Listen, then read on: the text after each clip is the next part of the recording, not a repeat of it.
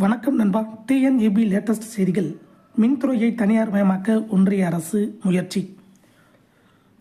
மின்துறையை தனியார் மயமாக்க முயற்சி ஒத்து வரும் ஒன்றிய அரசை கண்டித்து சிஐடியுவினர் செவ்வாய் என்று ஆர்ப்பாட்டத்தில் ஈடுபட்டனர். மின்துறையை தனியார் மயமாக்க முடிவை ஒன்றிய அரசு கைவிட வேண்டும். சண்டிகர், உத்தரப்பிரதேச மாநிலங்களில் மின்துறையை தனியார் மயமாக்கும் நடவடிக்கையை நிறுத்த வேண்டும்.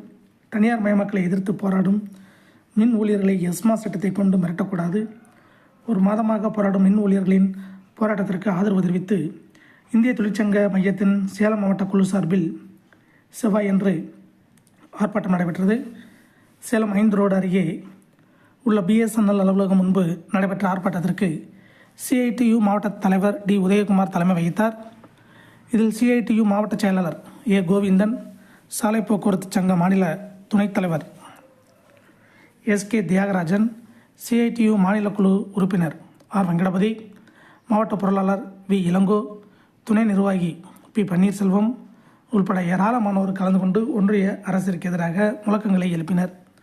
இதே போன்ற போக்கு டிஎன்இபி அப்டேட்டுகளை தெரிந்து கொள்ள நம்ம சேனலை சப்ஸ்கிரைப் பண்ணுங்கள், ஷேர் பண்ணுங்கள், லைக் பண்ணுங்கள். நன்றி, வணக்கம்.